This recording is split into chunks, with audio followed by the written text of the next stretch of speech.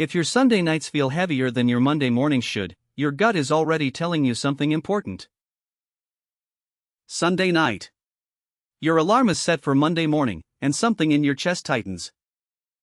Not because the work is hard work doesn't scare you. It's because you already know exactly how tomorrow will feel. Empty. That feeling has a name, and most people ignore it for years. Today, we're going to talk about the honest signs that it might be time to walk away from your job before it walks away with the best years of your career. There's a difference between not loving Mondays and genuinely dreading your work life 5 days a week. When I say dread, I don't mean mild annoyance, I mean that heavy, sinking feeling that starts Friday evening because the weekend already feels too short. A Gallup study found that only 23% of employees worldwide feel genuinely engaged at work. The rest are either quietly checked out or actively miserable. If you wake up most mornings wishing you could be anywhere else, that's not laziness. That's your mind telling you something is deeply wrong with the fit. Pay attention to it. Dread that never lifts isn't a phase, it's a signal. Think back to your first few months at this job. Everything was new: the systems, the people, the problems you were solving. You were absorbing knowledge like a sponge and it felt electric. Now compare that to the last 6 months. If nothing has challenged you, if no project made you think differently, you're coasting. And coasting feels comfortable until you realize your skills are quietly rusting behind the scenes. The job market doesn't care how loyal you were, it cares what you can do right now. When your role stops stretching you, your career starts shrinking in ways you won't notice until it's too late. One of the clearest warning signs is when you can do your entire job on autopilot without breaking a sweat.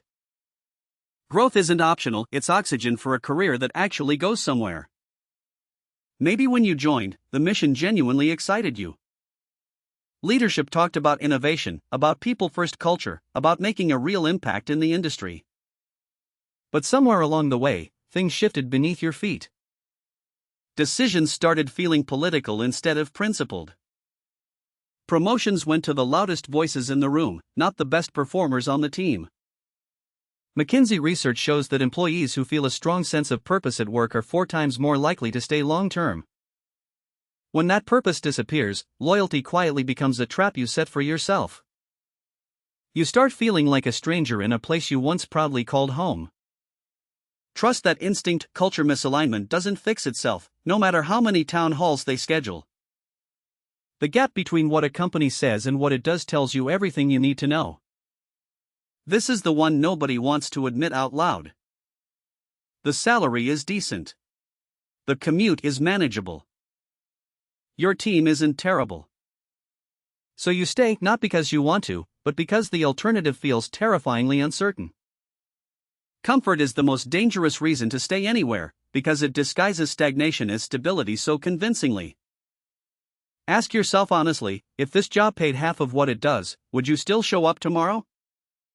If the answer is no, then money is the only thread keeping you there, and that's a fragile foundation for an entire career. I've watched talented people spend their 30s in roles they outgrew at 28.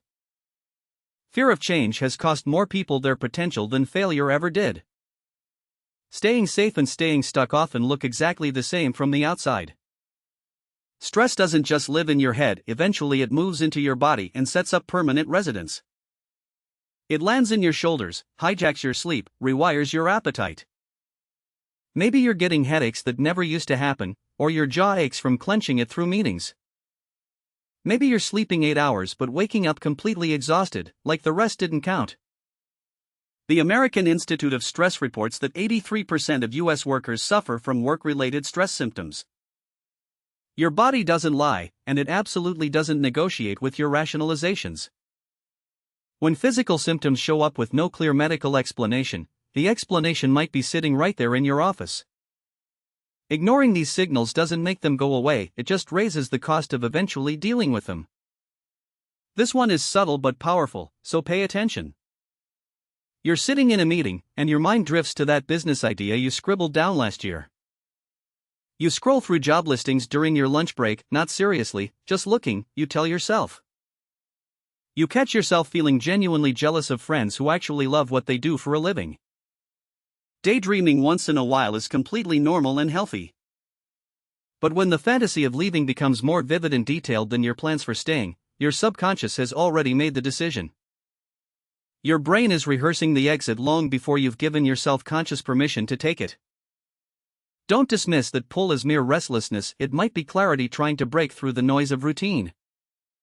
So here's what I want you to do in the next 10 minutes, grab your phone's notes app and write 2 short lists. First list, 3 specific things that would need to change for you to genuinely love your current job again. Second list, 3 things you'd want in your next role if you decided to leave tomorrow morning.